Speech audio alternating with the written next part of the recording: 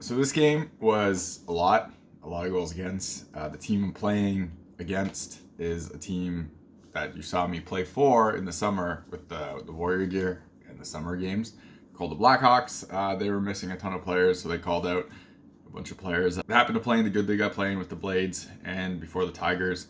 So the talent-wise on here was like a big discrepancy. They're basically ringers, but I mean, they needed players and they called them out. They're not the biggest jerks in the world, and the guy who runs the Blackhawks or helps runs the Blackhawks is the brother of the guy who runs the Phantom. So it's kind of like whatever. It's just one of those days. I thought I did like pretty good until it all fell apart. The first goal was a tip off. I don't know if it was off my D or if it was off the guy in front. Make a nice save off the tip. I obviously was playing the shot, and then the tip changed the direction on it, and then they jammed in the rebound. So then they jammed in the rebound. Second goal this was like what I was kind of bummed at. This guy's a pretty good shot. He's a pretty good release. It's not like super hard, but it's super accurate, and it comes off pretty quick. And I thought with his hands positions and how he was doing everything, he was going to drag it in more and then shoot. So you could see my body moving. If I just stayed totally still, I would have stopped it. But the way the shot was like coming in, I thought he was going to do that drag and change the angle. So I played the change in the angle and he didn't. And then I opened myself up and he put it in. So that's disappointing that I got basically outplayed that badly. The third goal was another really good example of the paddle being too long on my stick and causing my hand to go like up and then down to try to make a save to get that stick flat. And that's like what happened here. It was a breakaway and it was a decently placed shot, but it's one I should have had, and it's definitely that motion of my blocker going up to flatten the stick blade out and then trying to make a save after that is what causes stuff like this, and like that's why I'm using smaller sticks now. The fourth goal, like tips off my D stick, I think, or off someone's stick, goes way over the net, off the glass, comes back at me. I mean, it's not a shot net, so technically I don't save it, but it hits me. I try to cover it, and their guy jams it in before I can do anything about it. So it's just like already this game is already to the point of like, what am I supposed to do? And it gets worse with the fifth goal. I play the pass because it was a pass. So I start moving for the pass, hits my player's stick and comes in as a shot. So I have to make the save for the shot. So I adjusted for that. I knew that guy was going to be like right there for a rebound. So I tried to like kick with my like pad and my stick to kick it away from a rebound so it wouldn't just sit there and the guy could pick it up and go around me.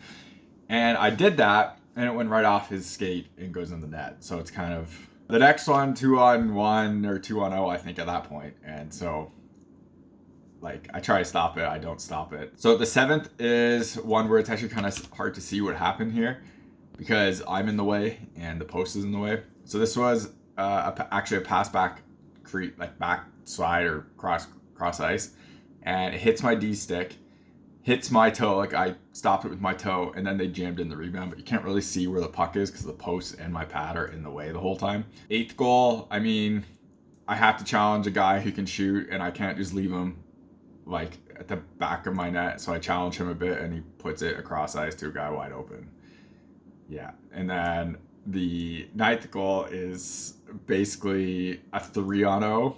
Okay, fine. It's a 2-on-0 that turns into a 3-on-1 and really then turns into a 2-on-0 with a guy screening me right in front of the net.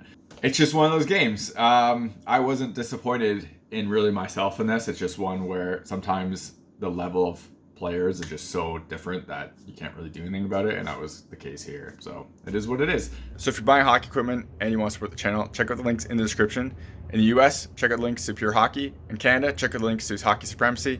If you click those links and make a purchase, I get a kickback from the sale. So anything that comes back from that comes right back into the channel so I can make more content and doing like real reviews and stuff. I got buy gear to do a lot of the tests for it, so that costs money and it would be greatly appreciated. Otherwise, if you want to support the channel without buying anything, check out links in the description to Patreon, buy me a coffee. Everything through there comes again back into the channel so I can make more content and doing real reviews. Y'all